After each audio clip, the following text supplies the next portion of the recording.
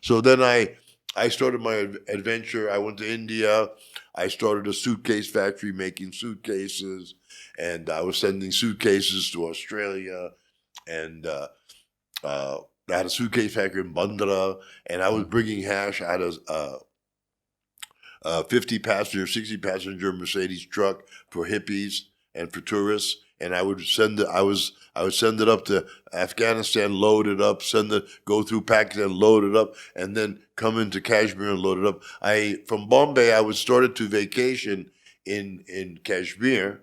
So I had a houseboat in Kashmir, and I had a condominium, like an apartment in Bombay in Kuf Parade, and I had the suitcase factory, and I was sending a lot of suitcases. And I had a routine. I would get the hippie girls on the beach. I'd clean them up, get their haircut, shave them, put all nice clothes on them, and then I would build the suitcases and send them to Sydney and Melbourne. And I success a lot. And I would tell the girls, when you go there, and I was paying everybody, girls, $5,000 a run, which was a lot of money in those days, more than anybody else. I said, look, I'm paying you more than anybody else. So when you come here and you have that much money, you have a good time, you start buying, spending, whatever, and you need to do again, do come back to me. The next one we'll do 50-50. Right? So every time I sent suitcases, I would go to the airport and watch my runner get on the plane. The one time I went to the airport, there's five runners on that plane. Only one of them were mine. You know, the girls opened their mouth and they told a scam, and they had met my connection. So I sort of got snaked out of that, right? But when I came back to the factory to my partners there, I said, look, we can't do this anymore from the airport here because something bad's going to happen in Australia. What we do now is we just make the ready-made bags. If they want to come in, they bring me 2 suitcases empty. I'll give them 2 suitcases full, packed, and they pay $5,000. So then I started that business. And then because in Bombay, it's hard to get fresh hash. So I had this 60-passenger bus that would go and get fresh hash and bring it down to Bombay. So I had it was brand new to me, but a bus.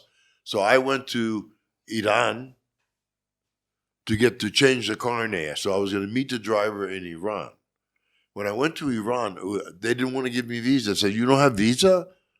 I said, no, I don't have a visa. I need a visa. He said, you need a visa. You can only stay here 3 days and then you have to leave the country, which was a problem because the bus, I'm waiting for the truck. So Iran in those days was under the Shah. Every other person there was the police, the taxi driver police, the hotel man police. It was like a police state. You know, you go to the bar, try to find hash. If you talk hash, everybody paranoid, right? So it was illegal in Iran. It was illegal in Iran, but opium was legal. What about in India? In India, it was wide open. Okay.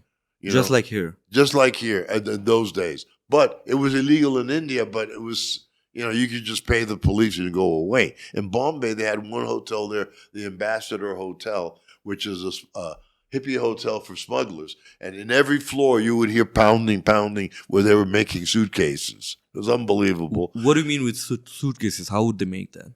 They would take a fiberglass, they would put silicone on the outside of the bag, and then they would make a fiberglass cover of the outside of the bag. Then they would pop it off. So now you have the perfect insert. So then we would take the linings out. We'd put the hash in the bottom of the bag, and then we take that insert, put it in, okay, and then put the cover back in, the lining back in. So it was good because nobody suspected it, and I was using all these girls, and they were beautiful, and so in Australia they needed girls.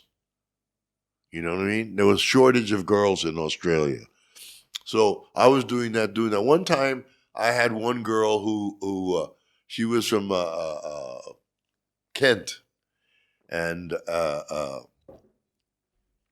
when she came back from Sydney, she said, I want to go home. I want to spend my money with my family. I said, that's great. She says, but I have 2 girlfriends. And what we can do is I can come with my 2 girlfriends and we can do this again. So I found these bags that were Delcies, that were for models, that were big, that you could roll, and inside they could have their clothing, their suits and everything. And so I got 6 of those. Each girl took 2, and I had much more hash in those bags. So the trick is that they would go to London. They would buy tickets in London, from London to Sydney. So the flight from London goes to Bombay. In Bombay, they go out and they go to a hotel. Next day, they go to Sydney. So I'm in the hotel with the other bags ready. They come in. We exchange bags. Next day they go. There's no way that they can have those bags, that quickly, So they weren't even in the country 24 hours. So that worked beautifully. But what happened is I used so many people, they couldn't keep their mouths shut. So I had to stop doing that and just make ready-made bags. When we started to make ready-made bags, we had started going to Afghanistan and Pakistan. When I sent a truck to change the carnet in Iran, I didn't meet my friend. So he on his own, he went to Afghanistan and he loaded up with Afghani. And then Pakistan, I had a connection. I had a whole trip going. I had portable acetylene torches, all the best equipment. And my friend's brother was the head of the customs at Torkham Khyber. So we would tell the driver of the truck to come to the border just before closing around 4:00. And then my friend, who was a customs guy, would pick up the truck and take him to the factory where we had. And the factory, they do the job next morning, 4:00, 5:00 in the morning, they go. They get to Lahore maybe 3-4 hours later. So the trucks hadn't even been in the country 24 hours, and they were loaded and into India within 24 hours. And we were fast. And then I have the hash in Bombay. I was selling the hash I was getting for $10, $20 a kilo, depending on the quality, and I was selling it in Bombay for $3.50. How much was it here? The price of hash or marijuana back then? Marijuana was free. It was free. Yeah, because I one time I'm walking in the market and there was this bearer with a big bag, 2 of them with those bags that they call big straw bags, big bags with produce inside, and they kept going like that to me, So I said, "What's up?" And they said, "Oh, ganja." So they had like 2 bags, like I'm full, And so I made a deal with them. I think, I maybe bought 50. I don't know how 70 pounds for like, $5.